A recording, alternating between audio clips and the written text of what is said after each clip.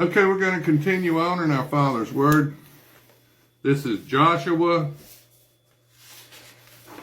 24, verse 27. And Joshua said to all the people, Behold, this stone shall be a witness to us, for it has heard all the words of the Lord, which he has spoke to us. It shall therefore be a witness to you, lest you deny your God. So Joshua let the people depart, each to his own inheritance. Now it came to pass after these things that Joshua, the son of Nun, the servant of the Lord, died, being 110 years old. And they buried him within the borders of his inheritance at Timnath Serah, which is in the mountains of Ephraim, on the north side of Mount Gaash. Israel served the Lord all the days of Joshua, and all the days of the elders who outlived Joshua, who had all known all the works of the Lord, which he had done for Israel. The bones of Joseph, which the children of Israel had brought up out of Egypt, they buried at Shechem, in the plot of ground which Jacob had bought from the sons of Hamor, the father of Shechem, for 100 pieces of silver, in which he had become an inheritance of the children of Joseph. And Eleazar, the son of Aaron, died, and they buried him in a hill belonging to Phinehas, his son, which was given to him in the mountains of Ephraim. Now that covers Joshua. And Joshua wrote either all of Joshua or the most of it, and the tail end might have been, Bible scholars say maybe the last part of Joshua was written by some Bible scholar. But Joshua wrote the majority of this, and there's nothing in the book of Joshua talking about Joshua's wife, his children. Nothing is mentioned in the book of Joshua. We just read it. There was nothing in there about his family life. So we're going to go to the book of Judges now. Now Israel had 12 great judges. And then they wanted him a man king.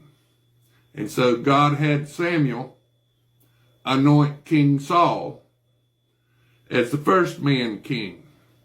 40 years King Saul, 40 years King David, and then 40 years King Solomon. 40 in biblical numerics means probation.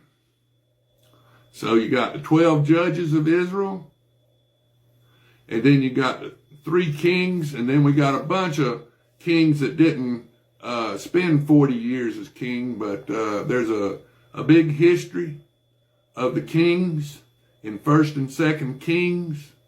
Tells all about the kings. And then that's man's view.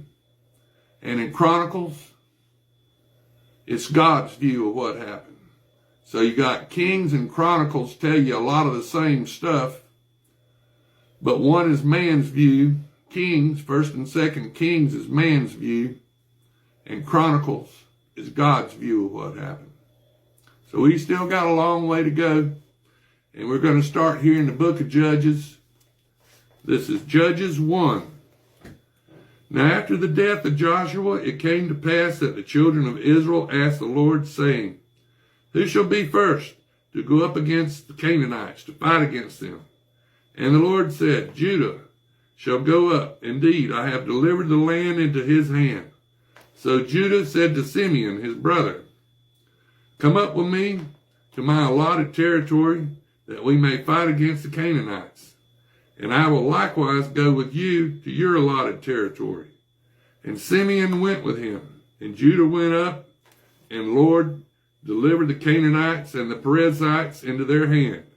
And they killed 10,000 men at Bezek.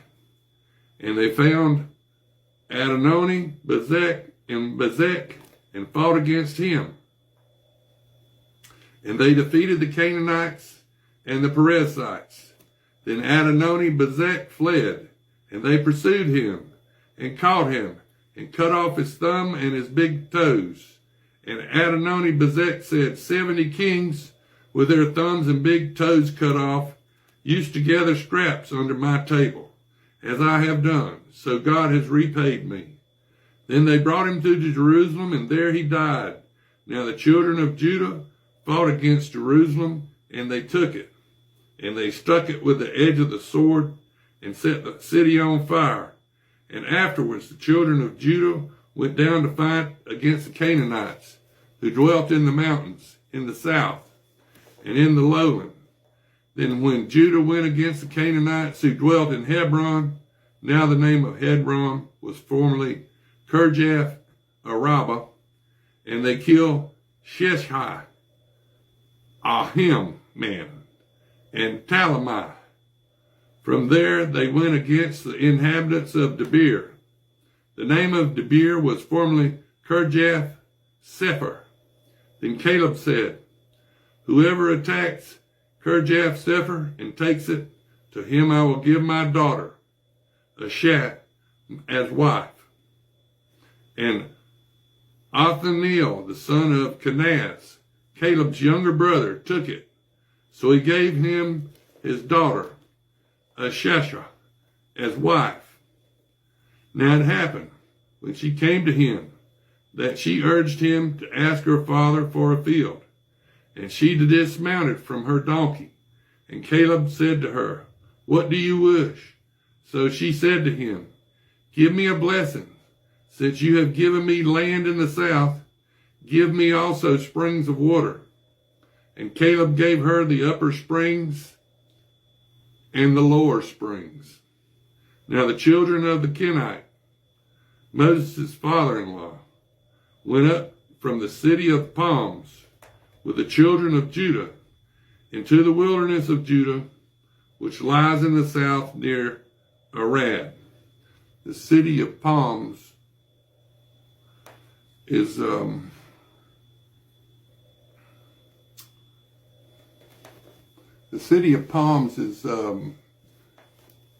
Jericho.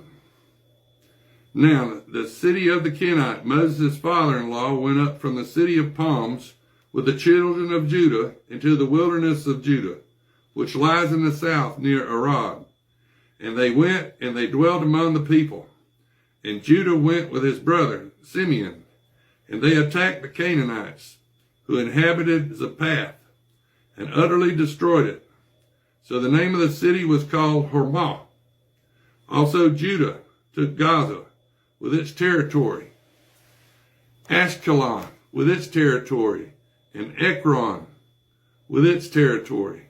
So the Lord was with Judah, and they drove out the mountaineers, but they could not drive out the inhabitants of the lowland, because they had chariots of iron. And they gave Hebron to Caleb, as Moses had said. Then he expelled from there the 3 sons of Anak. Anak was a giant. But the children of Benjamin did not drive out the Jebusites who inhabited Jerusalem.